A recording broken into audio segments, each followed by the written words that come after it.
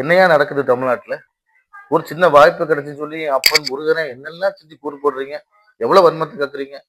ஒருத்தன் சொல்றான் முருகன் தமிழ் கடவுள்னு. ஒருத்தன் சொல்றான் தமிழ்நாட்டுல தான் கோயில் இருக்குன்னு.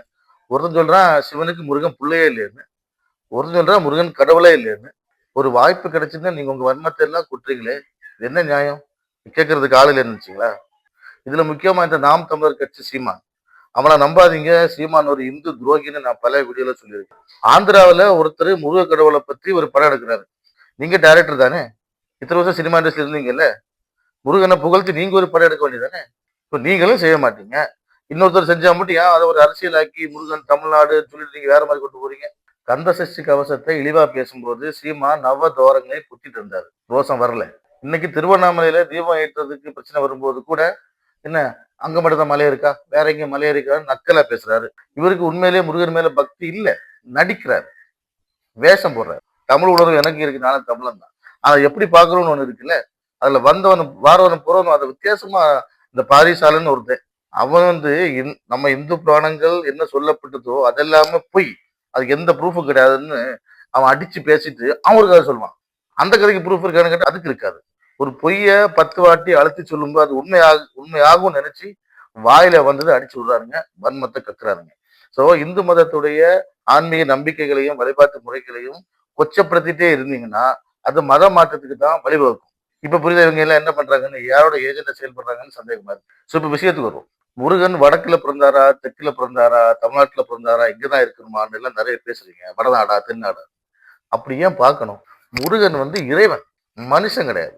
ஒரு அட்ரஸுக்குள்ள பக்கத்து வீட்டுல இருந்தாங்க அப்படின்னா முருகன் தமிழ் கடவுள் இல்லையா? தமிழுக்கு முருகனுக்கு சம்பந்தம் இல்லையான்னு கேக்குறீங்க.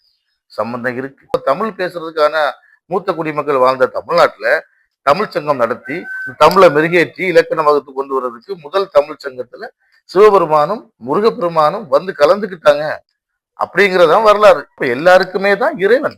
ஆனா அந்த தமிழ் மொழி முக்கியத்துவத்தை கொடுத்து அதை வளர்க்கறதுக்கு அவர் வந்தாருங்கிறது உண்மை. அதனால நாங்க பண்றதா கரெக்ட், நீங்க பண்றது தப்பு, இப்படிதான் கும்பிடணும், நாங்க தான் அன்னையே கும்பிட்டோம்னு சொல்லிட்டு மத்த மாநிலத்து மக்கள் அதை கும்பிடக்கூடாதுன்னு சொல்ல முடியாது. இறைவன் எல்லாருக்கும் பொதுதான்.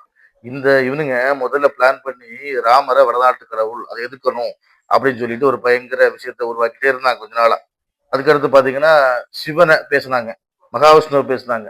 முருகன் இறைவன் அப்படிங்கிற ஒரு நம்ம சக்திக்கு மீறின ஒரு இறைவன் அப்படிங்கிற நிலைமையில இருந்து சாதாரண மனுஷன், அவர் எனக்கு முப்பாட்டன், எனக்கு சித்தப்பா பெரியப்பா அப்படிங்கிற மாதிரி கொண்டு வந்து அதை வந்து ஒரு நார்மலைஸ் பண்ணி அந்த முருகன் மேல உள்ள பக்தி இம்பாக்டை குறைக்கிறதுக்கான முயற்சி தான் இவர் இன்டைரக்டா பண்ணிட்டு இருக்காங்கிறது உண்மை. ஏன்னா எங்க ஊர்லயே பக்கத்துல குமார கோயில் முருகன் கோயில் இருக்கு.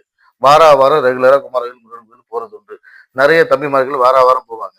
உண்மையிலே பாத்தீங்கன்னா அந்த ஞாயிற்றுக்கிழமை முருகன் கோயில்ல போய் சாமி கும்பிட்டு வெளியே வரும்போது அவங்க முகத்தை பார்த்தா அவ்வளவு ஒரு தேஜஸ், அவ்வளவு ஒரு மற்ற எந்த நேரத்திலயுமே அவ்வளவு ஹாப்பியா அவ்வளவு பவர்ஃபுல்லா அவங்க முகத்தை பார்க்க முடியாது. அதுதான் இறைவன். ஸோ அவங்களுக்கு உணர்வுபூர்வமா அது இருக்கு, நடக்குது. ஆனா திரும்ப திரும்ப அங்க போறாங்க. நீங்க இதுக்குள்ள ஒரு கதையை பேசி அது அப்படி இல்லை, நீங்க பண்றது தப்பு, அது முறை இது முறை சொல்லி அவங்களை குழப்பி அவங்க என்ன பண்றீங்கன்னா ஒரு ஒரு ஒரு விஷத்தை விதைக்கிறீங்க. ஆனா உண்மையிலேயே பக்தியோட முருகனை கும்பிடக்கூடிய யாருக்குமே அவர் எங்க பிறந்தாருங்கிறத பத்தியோ இந்த இந்த இப்ப நீங்க பேசக்கூடிய அரசியலை பத்தி அவங்க கவனிக்க போறது இல்லை. முருகன் எல்லாருக்கும் பொது, தமிழுக்கு அவர் முக்கியத்துவம் கொடுத்தாருங்கிறது உண்மை. அவரை யார் வேணாம் கும்பிடலாம், எந்த ஊர்ல வச்சு வேணாம் கும்பிடலாம். தேவையில்லாம இந்த ஸ்டேட் விளையாட்டு அரசியல் விளையாட்டை பக்தியில கொண்டு காமிக்காதீங்க. சீமானா இருக்கட்டும், இந்த பாரிசெல்லாம் இருக்கட்டும், 5 இருக்கானுங்க, இவங்களெல்லாம் இவங்க பேச்செல்லாம் மதிக்காதீங்க, இவங்களெல்லாம் ஃபாலோ பண்ணாதீங்க. சரியா? உண்மையான முருக பக்தி, முருகனை போய் கும்பிடும் போது உங்களுக்குள்ள ஒரு உணர்வு ஏற்படும் இல்லையா, அதுவே போதும். இந்த மாதிரி நாதாரிகள் பேச்செல்லாம் நம்ம கேட்க வேண்டிய அவசியம் இல்லை.